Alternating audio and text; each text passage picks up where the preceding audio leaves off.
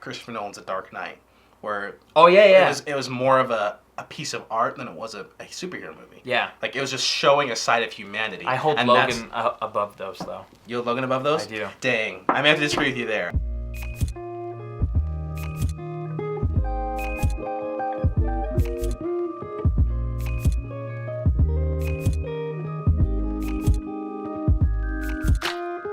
What's up, guys, and welcome to Beside the Point here on Nerdy Blurb TV.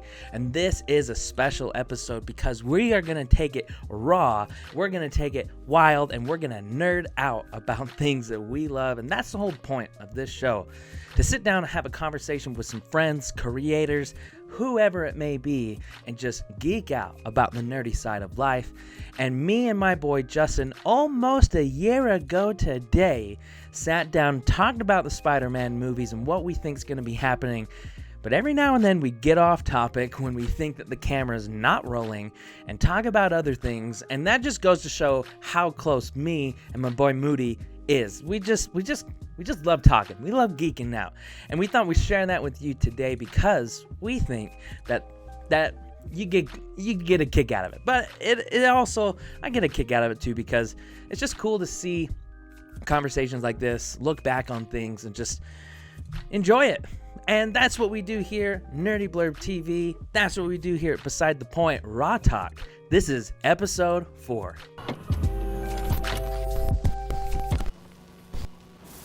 You know, those movies really did set like a precedent. You know, the Spider-Man movies really kind of showed us. Also, X-Men. I feel like X-Men too. The first X-Men movie showed us that a mainstream audience could love superhero and comics movies. X-Men started it all. Yeah, because there was in 1999, wasn't it? The first one. Yeah. It was way back So in the day. old. In fact, in our first video that we did, I actually said that Spider-Man was the first one. And my wife, like Whitney, was just like, you know, X-Men came out before that. I was like, oh yeah. Like that one was really popular. In fact, that's one of Whitney's favorites. X-Men was good. The first one was really good. I liked it. It was a good. I liked the second one too. Did not like the third one. The third one I wasn't a huge fan of. Angel I thought was cool just because I'd never seen anything. Yeah, but Angel is such a huge character in the comic books in general. First off, not a fan of the X-Men comic books. Sorry. Oh, really? Yeah. I never read them. There's too many people in there. Yeah, there's too much stories and too many arcs. Too many people die and come back to life too. Yeah. Colossus recently died and then just recently got brought back to life. I've never been a huge fan of X-Men comics either. I've never wanted to read them. I'm like, nah, it's too much people. I'll watch the movies. I read a few of them and I was like, this has got to be it. So, because even in the comic books, they're like scrambling on their own timeline too. In fact, they came out with one to where Beast goes back in time because Scott Cyclops goes bad and kills Professor X and joins Magneto, and the Beast is like, the old Scott would have never done that, and then he's like, I should just go back in time and bring him here. It was a way cool concept, but like the problem is that like so much has happened. Like the problem with comic books is that so much happens that they don't want to part with, because when new readers come in, because this was X-Men, all new X-Men, that's what it's called, all new X-Men volume 1. And I dove in, and everyone says, like, if you want to start on X-Men, start on this one because, like, it's got everything there. I jumped in, I was like, what the fetch is happening? Like, why is he bad? Like, why is he bad? Why is Wolverine a teacher now? Why is Beast dying? And it's almost as if they started in the middle of the season, and they're like, all right, we're going to start from here on, but all of this stuff is actually really important. That's how all of their comic books are. Right. It started out really cool because they bring them back from the past into the future, and like young Scott is like fighting with old Scott. That's sweet. And it was way cool, but I was like, I can't get into this because like I don't have any background on like what happened. I have to read 100 pages, like 100 books in the past to actually know what's going on. It's stupid. Wow. Anyway, you know, and it's sad because the X-Men too, they have good movies, but they're just a soft rebooting, different universe timeline. They just keep doing that, and it did disservice to the franchise because then you have Logan, which I think is top 2 or 3 Marvel movies ever. The end of story. Yeah, it was the greatest movie I ever saw. Logan was so good. Man, it hit you in the feels the whole time, and that scene at the end where she changes the cross to an X, I was just like, that's it. That was the scene stealer for Marvel. Well, right like there. that. Does Marvel own that, or is that Fox? It's Fox. It's Fox. Okay. Well, whatever it is, whoever did it, they showed that superhero movies, whoever they are and whatever it is, can be taken super seriously. And like as a piece of art, like like cinematic artwork, as well as like very, very good storytelling. Right, and I think it was so amazing. The first inkling we got of that, I think, was in Christopher Nolan's The Dark Knight, where it was more of a piece of art than it was a superhero movie. Yeah, like it was just showing a side of humanity. I hold Logan above those though. You hold Logan above those? I do. Dang, I may have to disagree with you there. For some reason, I know I'm a lone wolf on that. Yeah, but yeah. When I watched Logan, dude, I was so blown away.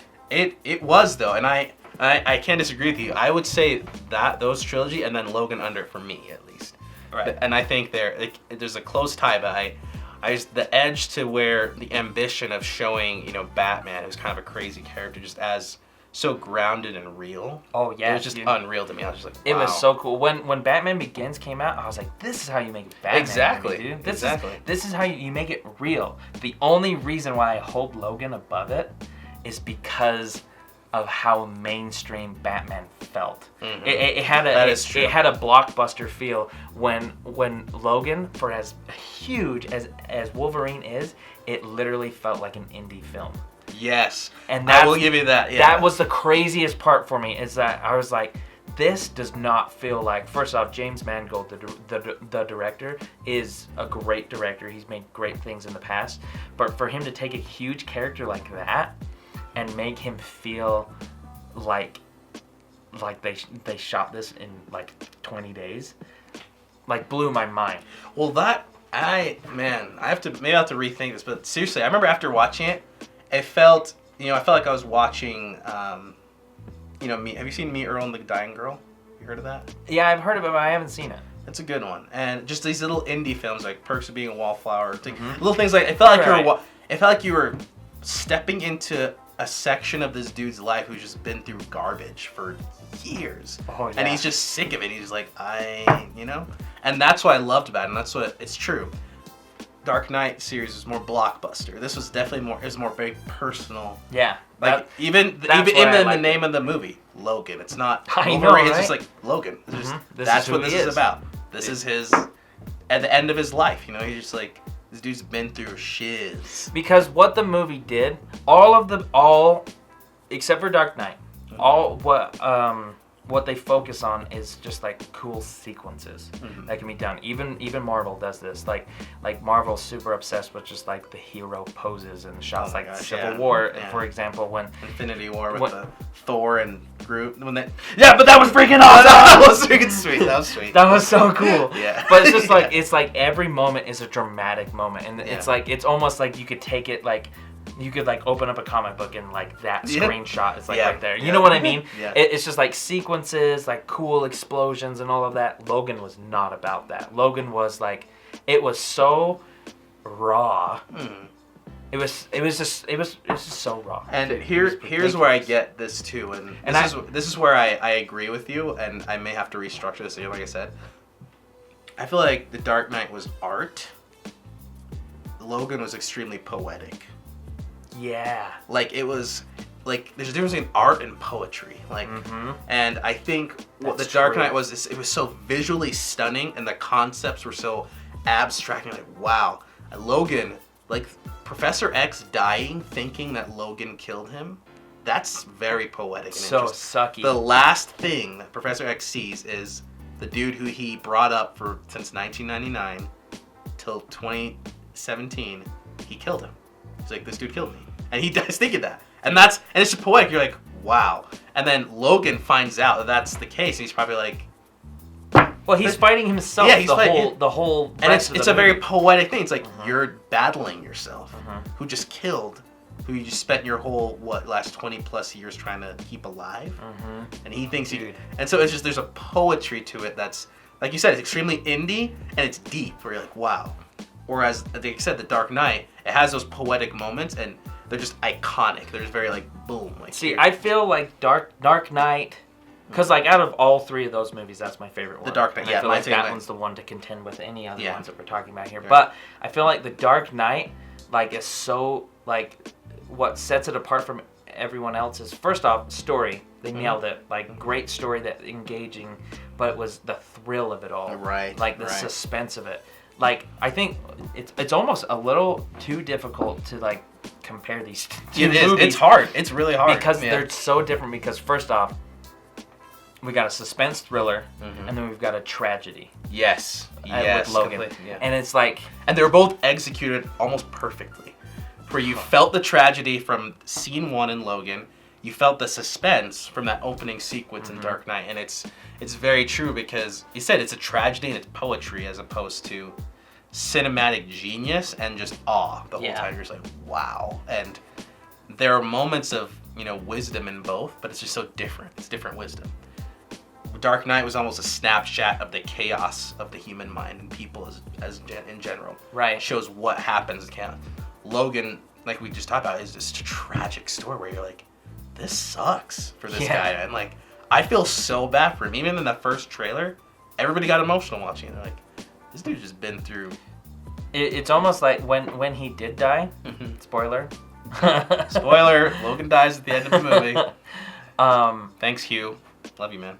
When he did die, it was almost like, that's what I've been waiting for the whole time. It's like, I'm so glad he's dead now. Yes. Because it's like, I feel so bad for him. Yeah, it's like you feel relieved. You're like, he's finally at peace. Yeah. Dude. And his last line, the most poetic line, is like, what did he say? Don't let them tell you, like, what did he say? Somebody quoted it. Somebody's going to comment on it and be like, I can't believe he didn't remember. But yeah, it's like, I don't know. Man, I have to look it up. I can't remember. The crazy thing is, I forgot we're not even recording. We are. Oh, we are? Oh. Yeah, we are recording. This is, in fact, like, this is just going to be on a show now. Okay. This is just too great stuff. That's too good, yeah. But, like, I didn't even know what Logan was about. Like, it took me a long time to see the movie. Not only that, like, I didn't want to know what it was about. Because I knew I wanted to watch it, and it just took me so long to get to it. And so I just like cut myself off from everything. Like any YouTube or any Twitter or anything that mentioned Logan, I was like, get rid of it. I don't want to see it because I don't want it to end for me. So first off, I didn't know he was gonna die. Oh really? Yeah, like it was all like, it was very real for me sitting on my couch watching this movie, and I had no clue that the girl was also a weapon. Really? X-23? Yeah, dude, I had no clue. Like, sorry, as I'm just looking up. I gotta see this last line. No, it's fine. Because first off, I'm not a fan of the X-Men comic books. Like we'd already talked about that. We talked about that. Yeah. But like second off, like because I'm not a fan, I don't read any of them. Second off, I cut myself off of everybody. It's like, don't say a freaking word to me about this. So like when she like was like beating people up and got her claws out, I was just like, this movie is so freaking cool. Yeah, dude. When awesome. She throws the head out, and I was like, but the last line he says is, "Don't be what they made you." Yes, that's right. Dude, I got up and I just started clapping when I was like, great, that's it. That I need to put that up on my wall. Don't be what they made you. Because his entire arc for the whole movies was he was a weapon, but it was in the last moments of his life where he's like, you know, I'm actually just gonna protect my daughter, clone daughter, whatever you want to say. Right. But that's another thing too. I didn't know that was his daughter either. Yeah. So they took his like DNA, so she's more or less his daughter. Yeah, but it was like a daughter figure. Yeah, and that's why he was fighting it the whole time. He's like, I'm not what she, not what you're trying to make me like be, and not that. Speaking of her, by the way, like, did you know, like, that was like her first movie she's ever done? No way. Yeah, really? Dude, she was really good at She that. killed it in that. Yeah. The scowl she had like 90% of the time, loved it. I was like, that's how, because that's him. That is him when he's literally looking at a younger but pissed off version of himself. You know what's way cool about that movie? What they did too was that they actually referenced the comic books. Like that was so. When he's like, look at X-Men. He's like, this isn't how it happened. It was almost as if Deadpool level. Yeah, it was meta, but it wasn't on his level, on Deadpool's level, because I think honestly, I felt like that was the director saying, you know, all of those movies, you know, these comic books, you know, all those other movies, that's not real. This is real. Oh, that's what I felt like when they actually went out of their way to like show like the comic books, like that's not real. Like you are under the wrong impression of like who I am and what the X-Men is. like, this is what we are. We're drunk limo drivers who can't get drunk and like have a sucky life. And like, that's when I was just like, this is pure artwork. Yes. So like, Logan, freaking amazing movie. Yeah, I feel like because I think Rachel's seen it, but now I want to go home. It's my wife. I want to go home and watch it now. And those 3 other movies. Maybe I'll just do that. Do it before the twins get here. I know. All right, let's cut there. Yeah. Sorry. That was like a way crazy rant. You know what I think?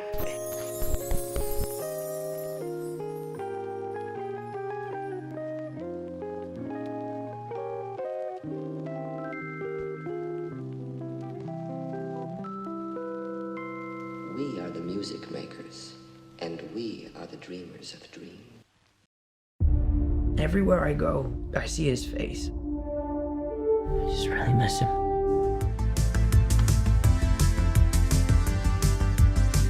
Thank you guys so much for tuning in here today at Nerdy Blurb TV and checking out this video. Consider subscribing if you're into this kind of stuff, because we like to keep it nerdy here and interact with cool individuals such as yourself. Have a great day.